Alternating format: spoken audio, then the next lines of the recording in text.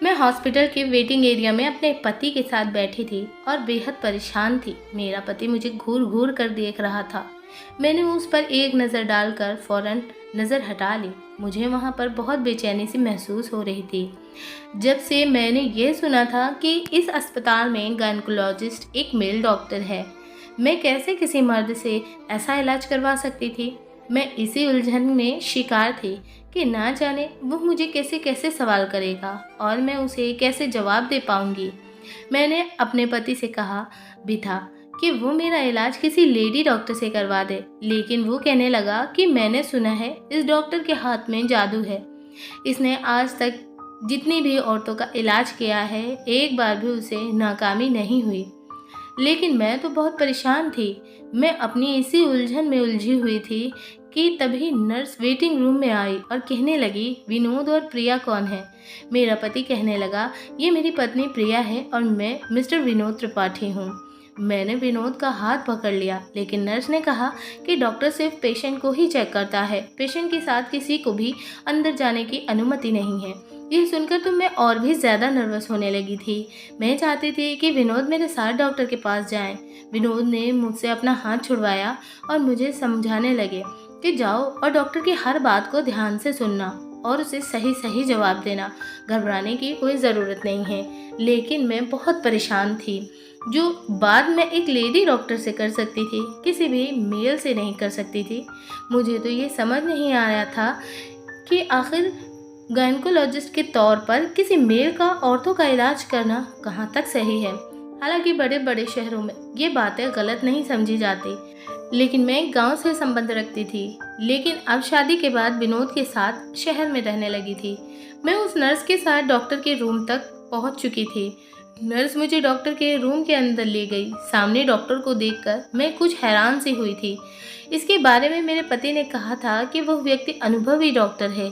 आज तक इसके हाथ से कोई भी केस खराब नहीं हुआ है। मेरे ख्याल से तो डॉक्टर को काफ़ी उम्र दराज होना चाहिए था, लेकिन यह तो नौजवान सा डॉक्टर था। यही कोई विनोद की उम्र का ही था। मुझे देखकर उसने मुझे सामने कुर्सी पर बैठने का इशारा किया। जैसे ही मैं उसके सामने बैठी तो उसने नर्स से कहा कि कमरे से बाहर जाओ, मुझे मरीज को चेक करना है। जैसे ही नर्स कमरे से बाहर जाने लगी तो डॉक्टर कहने लगा कि दरवाज़ा अच्छे से लॉक कर देना। ये सुनकर मेरा दिल और भी बेचैन हो उठा था। नर्स ने मुस्कुराकर दरवाज़ा लॉक किया और वो कमरे से बाहर चली गई। पहले तो उस डॉक्टर ने मुझे सिर से पैर तक बड़े गौर से देखा। फिर उसने कुछ ऐसे सवाल किए जिन्हें सुनकर ही मैं शर्म से पानी पानी होने लगी थी।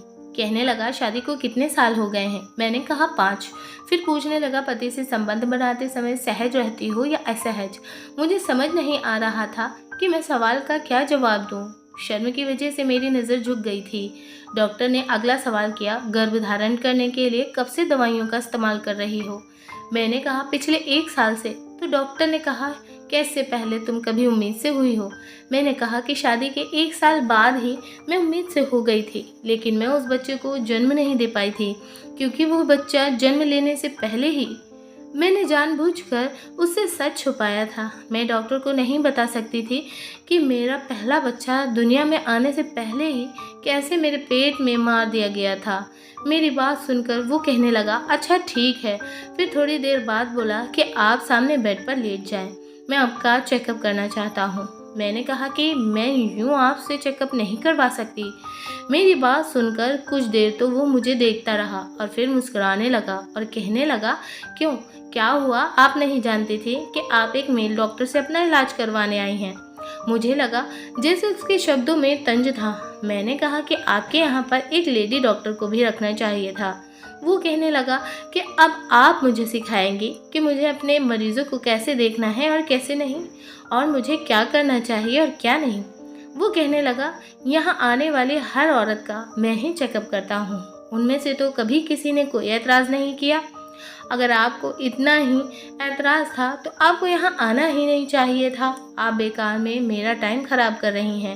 ये कहते ही डॉक्टर ने सामने रखी टेबल पर बेल बजाई और वो नर्स कमरे के अंदर आ गई थी। शायद दरवाजे की चाबी बाहर ही लगी हुई थी। डॉक्टर ने नर्स से कहा कि इनके हस्बैंड को अंदर बुलाइए। कुछ देर बाद ही विनोद नर्स के साथ अंदर आया था। डॉक्टर ने उसे भी सामने कुर्सी पर बैठने का इशारा कर दिया। डॉक्टर ने कहा कि आपकी मिसेस मेरे साथ बिल्कुल भी कोऑपरेट करने को तैयार नहीं है।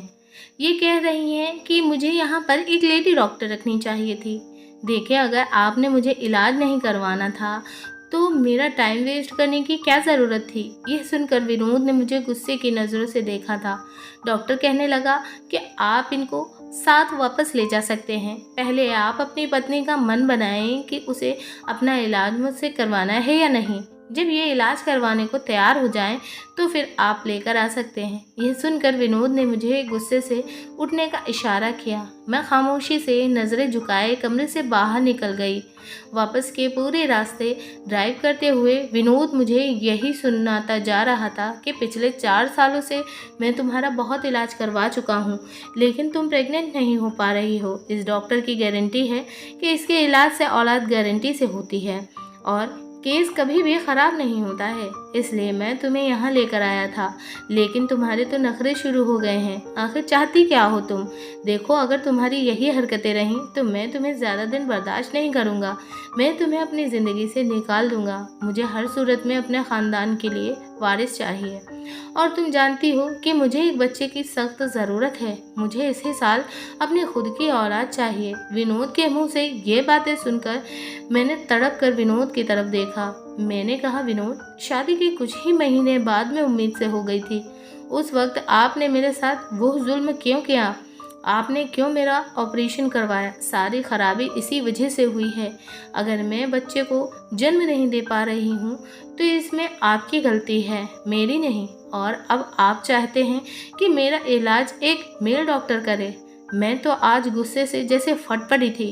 मैंने विनोद से साफ साफ कह दिया था कि मुझे ऐसा इलाज किसी भी हालत में मेल डॉक्टर से नहीं करवाना। मेरी बात सुनकर विनोद ने गाड़ी की स्पीड बहुत तेज़ बढ़ा दी थी।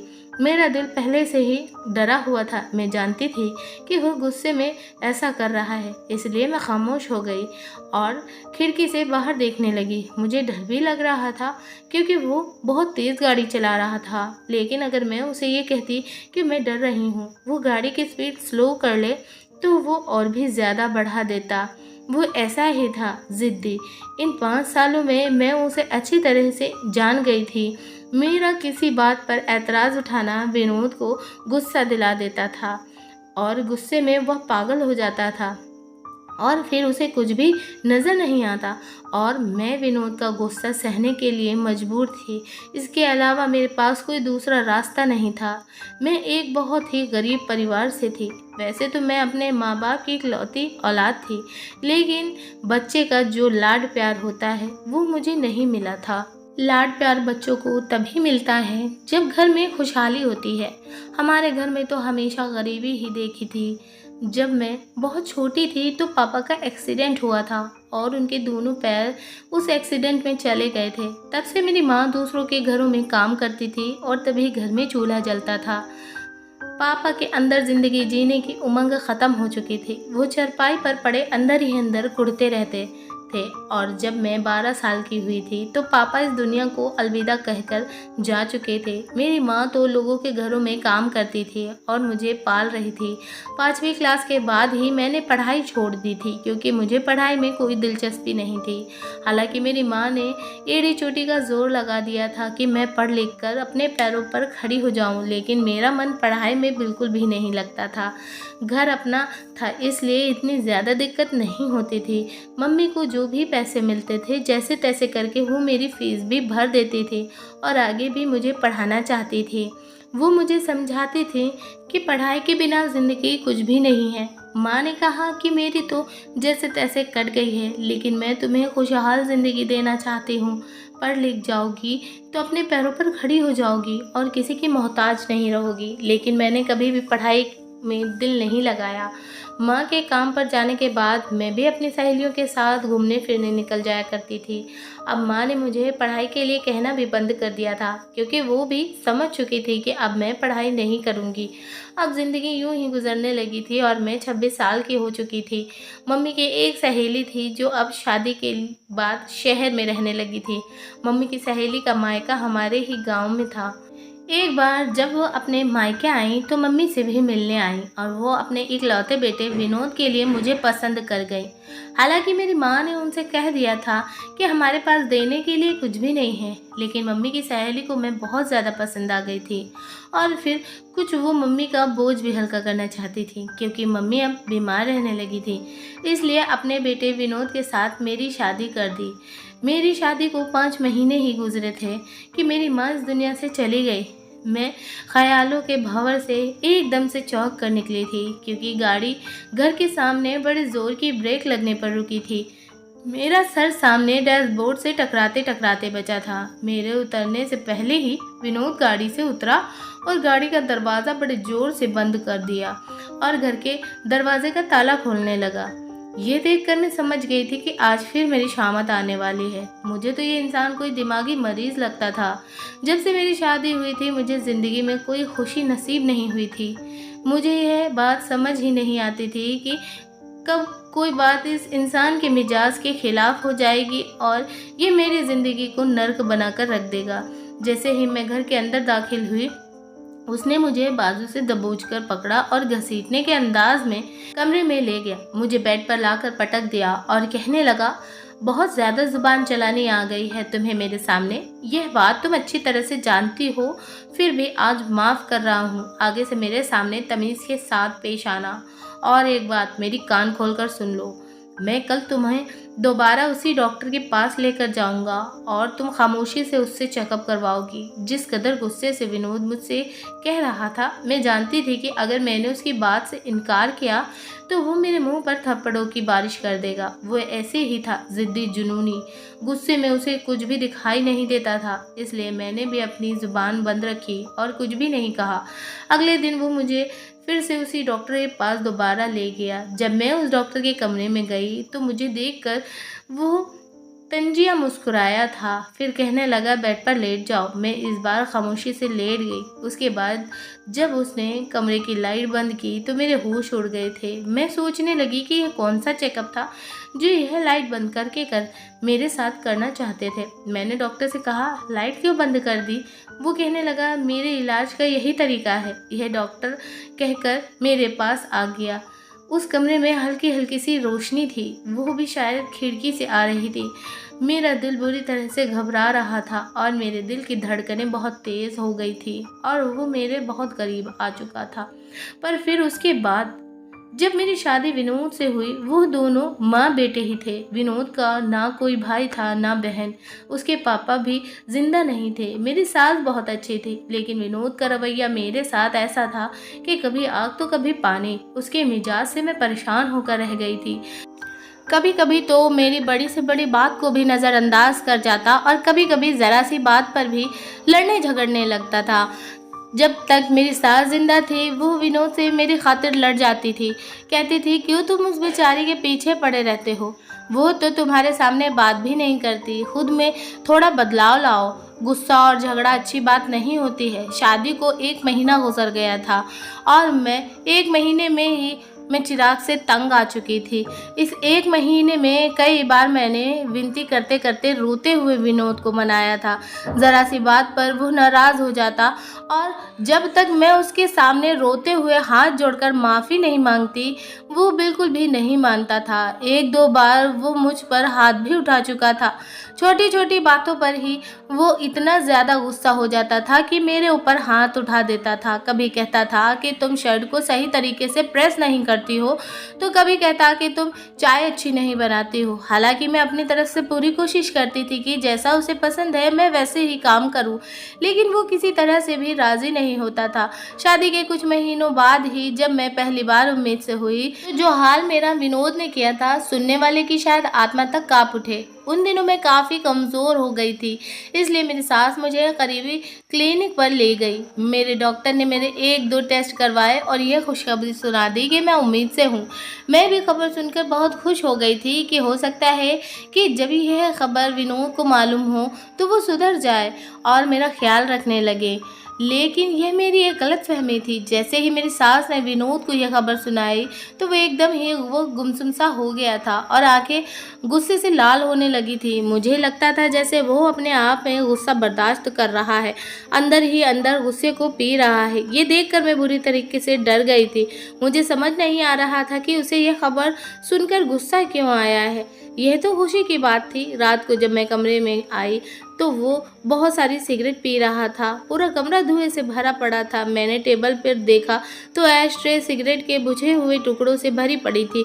उसने मुझे कमरे में आते हुए देखा तो कहने लगा कि हमारी शादी को अभी कुछ ही महीने हुए हैं और तुम्हें बच्चा पैदा करना है। गांव की गंवार अनपढ़ जाहिल औरत, कुछ तो जिंदगी एंजॉय करने का तरीका सीखो। अभी से बच्चों की जिम्मेदारी में मुझे नहीं बनना। विनोद के मुंह से ये सब कुछ सुनकर मैं हैरान सी रह गई थी। मैंने कहा, विनोद, ये तो भगवान की देन है और भगवान की मर्जी से ही होता है। मेरी बात सुनकर विनोद कहने लगा, लेकिन मेरी औलाद मेरे कहने से ही पैदा होगी, भगवान की मर्जी नहीं चलेगी। जब मैं चाहूँगा तब दुनिया में आएगी और जब मैं नहीं चाहूँगा तो कोई भी इसे दुनिया में नहीं ला सकता। विनोद की जुबान से जैसे शब्द सुनकर मुझे बहुत बुरा लगा था। वो कहने लगा कि अभी मुझे कोई भी बच्चा नहीं चाहिए। मैं 1 साल अपनी शादी को तय करना चाहता हूँ, वो भी अपने तरीके से। कल मैं तुम्हें अस्पताल लेकर जाऊँगा और तुम्हारा ऑपरेशन करवा दूँगा। ये सुनकर मैंने अचानक ही विनोद की तरफ देखा था। मैंने कहा, विनोद, मैं ये सब नहीं करूँगी। ये तो एक पाप है। जो बच्चा दुनिया में आया ही नहीं है, मैं भला दुनिया में आने से पहले ही उसकी जान कैसे ले सकती हूँ। मैं इस बच्चे को जन्म देना चाहती हूँ। विनोद गुस्से से कहने लगा, तुम कौन होती हो इस बच्चे का फैसला करने वाली? मेरी औलाद है, इसका फैसला भी मैं ही करूँगा। मुझे अभी इसे इस दुनिया में नहीं लाना। पूरी रात मुझे नींद नहीं आई कि न जाने अब वह क्या करेगा। सुबह विनोद के उठने से पहले ही मैं उठकर कमरे से बाहर निकल गई। मैंने सारी बात अपनी सास को बता दी। विनोद जब कमरे से बाहर आया और मुझे अस्पताल ले जाने के लिए कहा तो मेरी सास कहने लगी, विनोद, वो कहीं नहीं जाएगी और ख़बरदार, जो तुमने बच्चे को ख़त्म करने के बारे में सोचा भी तो। विनोद ने मुझे गुस्सैली नज़रों से देखा था। मैं सहम कर रह गई थी, अपनी सास के पीछे छिप गई थी। वो गुस्से से मुझे घूरता हुआ बाहर चला गया। 2 दिन तक वो घर नहीं आया था। मुझे विनोद की चिंता सताने लगी थी क्योंकि गुस्से में वो अंधा हो जाता था और कुछ भी कर गुजरता था। मेरी सास मुझे तो कुछ नहीं कह रही थी, लेकिन वो भी चिंतित लग रही थी। 2 दिन बाद विनोद आया तो तब भी उसकी आंखें गुस्से से लाल थी। मैंने खाना रखा तो उसने प्लेट उठाकर ज़मीन पर फेंक दी। कहने लगा, मेरी नज़रों से दूर हो जाओ, मुझे अपनी शक्ल भी मत दिखाना, तुम कमरे से चली जाओ। मैं अपने कमरे में चली गई और फूट फूट कर रोने लगी। मेरी सास बाहर विनोद को बड़े प्यार से समझा रही थी, लेकिन वो बिल्कुल ही खामोश था।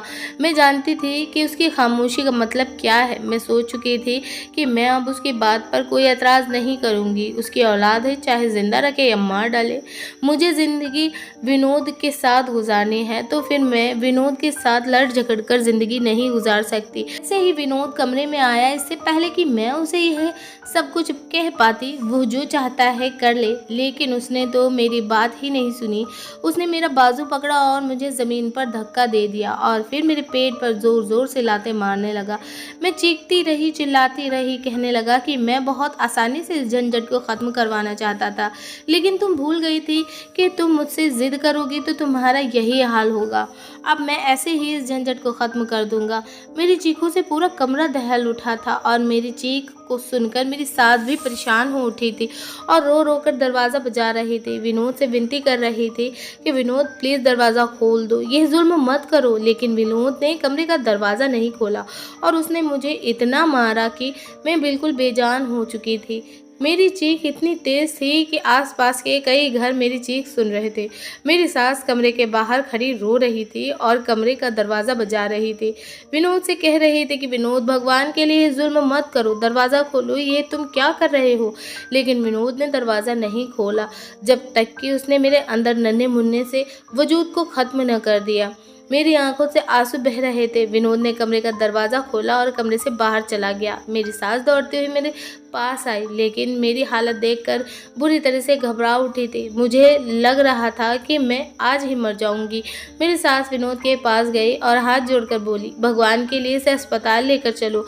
लेकिन वो तो पत्थर बनकर बैठा हुआ था। मेरी सास ने ही फ़ोन करके एम्बुलेंस को बुलाया और मुझे अपने साथ अस्पताल ले गई। 3 दिन में अस्पताल में ही रही और उसके बाद मैं घर वापस आ गई थी। विनोद ने मुझसे बातचीत बिल्कुल बंद कर रखी थी। मैंने भी विनोद से कोई बातचीत नहीं की थी।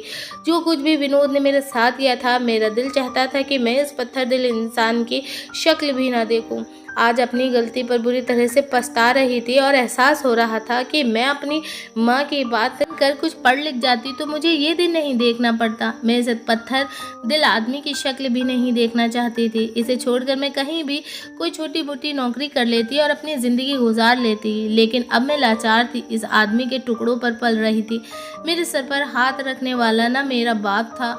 विनोद मेरी इसी मजबूरी का तो फ़ायदा उठा रहा था। मेरी सास बहुत अच्छी थी, वही मेरा ख्याल रखती थी, लेकिन वो भी बहुत बूढ़ी हो चुकी थी और ख़ुद ही काफ़ी बीमारियों से घिरी हुई थी। एक दिन विनोद खुद ही मुझसे बात करने लगा। मेरा दिल तो नहीं था कि मैं विनोद से बात करूं, लेकिन फिर भी मैंने अपने दिल को समझाते हुए विनोद से बातचीत करना शुरू कर दी थी। आखिर इसके अलावा दूसरा रास्ता भी क्या था? या तो विनोद के साथ ज़िंदगी गुजारती या फिर वापस अपने मायके चली जाती, और मायके में मेरा कोई ठिकाना नहीं था। इसलिए दिल पर पत्थर रखकर मैंने विनोद से बातचीत करना शुरू कर दी थी। और जो कुछ हो चुका था और जो मैं खो चुकी थी वो मुझे वापस नहीं मिल सकता था। 1 साल तक विनोद मुझे ना जाने कौन कौन सी मेडिसिन खिलाता रहा, क्योंकि उसे बच्चा नहीं चाहिए था। इसी दौरान मेरी सास भी इस दुनिया से चली गई। उनके जाने से तो मुझे लगा जैसे मैं बिल्कुल अकेली हो चुकी हूँ। वह थी तो मुझे कुछ हिम्मत मिलती रहती थी और फिर शायद पहले माँ के सामने कुछ नरमी से बात कर लेता था, लेकिन अब तो उसे खुली छूट मिल चुकी थी। अब तो आए रोज़ मुझ पर हाथ उठाता था, कभी चिल्लाता या कभी बर्तन तोड़ देता। फिर एक दिन मुझसे कहने लगा कि अब मुझे बच्चा चाहिए। ये सुनकर मेरा दिल दुखी हो चुका था। मेरे अंदर ये इच्छा ही ख़त्म हो चुकी थी कि मैं कभी माँ बनूं। जब मैं विनोद ने कहा कि मुझे बच्चा चाहिए तो फिर उसने मुझे दवाई खिलाना छोड़ दी थी, लेकिन फिर भी मैं उम्मीद से नहीं हुई थी। 1 साल और बीत चुका था। फिर विनोद मुझे एक लेडी डॉक्टर के पास लेकर गया। डॉक्टर ने कहा कि तुम्हारी पहली प्रेगनेंसी में तुम्हारे साथ कुछ ऐसी प्रॉब्लम हुई है जिसकी वजह से तुम कभी माँ नहीं बन सकोगी। मेरे पति ने मेरे साथ जो जुल्म और ज्यादती की थी, शायद इस वजह से भगवान ने यह खुशी मुझसे छीन ली थी। और फिर मुझ पर यह राज भी खुल गया था कि विनोद को औलाद क्यों चाहिए। असल में मेरी सास ने मरने से पहले एक विल बनवाई थी, जिसमें लिखा था कि उनकी सारी जायदाद उनके पोता पोती को मिलेगी। अगर पोता पोती नहीं हुए तो ये सब सरकार को मिल जाएगा। इसलिए विनोद को जो भी औलाद होगी वही सारी जायदाद की असली हकदार होगी। जब तक विनोद की कोई औलाद नहीं हो जाती तब तक सारी प्रॉपर्टी सरकार के कब्जे में रहती और विनोद को सिर्फ लिमिटेड खर्च दिया जाता। यह बात भी गुस्से में एक दिन विनोद ने ही मुझे लड़ते लड़ते कह दी थी और मैं समझ गई थी कि उसे औलाद से कोई दिलचस्पी नहीं है। उसे तो सिर्फ प्रॉपर्टी चाहिए थी जो उसकी माँ ने विनोद के आने वाली औलाद के नाम की थी। और फिर उस डॉक्टर के बारे में विनोद को मालूम हुआ तो मुझे वह उसके पास लेकर गया। डॉक्टर अंधेरे कमरे में जब मेरे पास आया और उसने मुझे एक इंजेक्शन लगाया जिससे मैं बेहोश हो चुकी थी। मैं नहीं जानती थी कि मैं कितने दिनों तक बेहोश रही, लेकिन जब मुझे होश आया तो मैं इस अस्पताल के एक प्राइवेट रूम में थी। मेरे हाथ पर ड्रिप लगी हुई थी। मुझे अपना शरीर बहुत देर बाद महसूस हुआ। वही डॉक्टर कमरे में आकर फ़ोन पर किसी से बात कर रहा था। वो कह रहा था कि जी हाँ, सब काम ठीक ठाक हो चुका है। अरे आपकी पत्नी उम्मीद से है और 9 महीने के बाद एक बच्चे को जन्म भी देगी। ये सुनकर तो मेरा दिमाग चकरा कर रह गया था। आखिर मैं कब से इस अस्पताल में थी और कब से मैं बेहोश थी और मेरे साथ आखिर क्या हुआ था? मुझे तो कुछ भी याद नहीं आ रहा था कि आखिर मेरे साथ क्या हुआ था कि मैं बेहोशी की हालत में ही उम्मीद से भी हो चुकी थी। एक के बाद एक सवाल मेरे दिमाग में घूमने लगे थे। उस डॉक्टर ने जब मुझे होश में देखा तो मुस्कुराने लगा, कहने लगा अब आपको कैसा महसूस हो रहा है? ठीक तो है ना? मैंने उसे गुस्से से देखा था। मैंने कहा कि अभी आप किसके बारे में बात कर रहे थे कि कौन उम्मीद से हो चुका है। डॉक्टर मेरी तरफ देखकर मुस्कुराने लगा और कहने लगा कि आपका ही तो ट्रीटमेंट कर रहा था आपके पति की अनुमति से। मैंने कहा मैं कैसे माँ बन सकती हूँ, क्योंकि मुझे तो लेडी डॉक्टर जवाब दे चुकी थी कि मैं कभी माँ नहीं बन सकती। वो कहने लगा आप सिर्फ 2 से 3 दिन से बेहोश हैं। हमने आपके साथ टेस्ट ट्यूब बेबी की प्रक्रिया की है। आपके पति को औलाद चाहिए थी और वो एक नेचुरल तरीके से होना मुश्किल लग रहा था, इसलिए यह सब किया और वो हो गया जो आपका पति चाहता था। ये सुनकर मेरी आंखों से आंसू बहने लगे थे। ये कैसी अंधेर नगरी थी। मुझे विनोद से अब नफरत सिर्फ महसूस होने लगी थी। वो अपनी बात मनवाने के लिए किस हद तक जा सकता था, मुझे इस बात का अंदाज़ा नहीं था। लेकिन उसके बाद जो कुछ भी हुआ उसे मैं भगवान का चमत्कार ही कह सकती हूँ। 9 महीने के बाद मैंने एक बेटे को जन्म दिया। जिस दिन मेरा बेटा पैदा हुआ उस दिन विनोद अपने ऑफिस में था। जब फ़ोन पर डॉक्टर ने उसे यह खबर सुनाई तो वो तेज़ रफ्तार से ड्राइव करते हुए अस्पताल पहुंच रहा था कि रास्ते में ही उसका एक्सीडेंट हो गया। उस बच्चे को 1 मिनट देखना भी उसके नसीब में नहीं था। विनोद जिस तरह की बातें करता था, यानी खुद को भगवान से भी ऊपर समझने लगा था। तो भगवान को ऐसे लोग बिल्कुल भी पसंद नहीं हैं, क्योंकि ज़िंदगी और मौत पर सिर्फ भगवान का ही हक है। ऐसे ही कुछ दावे विनोद भी कर रहा था कि वो चाहेगा अपने बच्चे को दुनिया में ला सकता है और जब चाहे उसे मार सकता है। लेकिन वो ये नहीं जानता था कि इंसानों से बढ़कर जो है वो भगवान है। उसकी मर्जी के बिना एक पत्ता भी नहीं हिल सकता। मैंने अपने बेटे को कसकर सीने से लगा लिया था। विनोद की बॉडी को घर लाया गया और उसका अंतिम संस्कार भी किया गया, लेकिन मेरी आंखों से एक भी आंसू नहीं निकला था। सब लोग इसे यह समझ रहे थे कि मुझे विनोद की मौत का सदमा लग गया है, इसलिए मेरी आंखों से आंसू नहीं गिर रहा है। लेकिन मुझे कोई सदमा नहीं लगा था। मुझे विनोद के जाने का कोई दुख नहीं था। विनोद के जाने के बाद ज़िंदगी धीरे धीरे रूटीन पर आने लगी थी। मैं अपने बच्चे की परवरिश में दिलो जान से लग चुकी थी। मेरी सास ने मरने से पहले जो वसीयत बनवाई थी अपने पोता पोती के नाम, तो उस बच्चे की माँ होने के नाते वो सब मेरे पास आ चुका था और इतनी प्रॉपर्टी थी कि मैं ज़िंदगी भर बैठ कर खाती तो आराम से ज़िंदगी कट सकती थी। मैंने अब अपने बेटे को ही अपने जीने का मकसद बना लिया था। तो दोस्तों, आपको हमारी कहानी कैसी लगी कमेंट करके ज़रूर बताइएगा। कहानी पसंद आई है तो वीडियो को लाइक करें, शेयर करें और हमारे चैनल को सब्सक्राइब ज़रूर कर लें। वीडियो को पूरा देखने के लिए आपका तहे दिल से धन्यवाद। हम आपको मिलेंगे एक और ऐसी बेहतरीन वीडियो में। तब तक के लिए धन्यवाद। आपका दिन शुभ हो।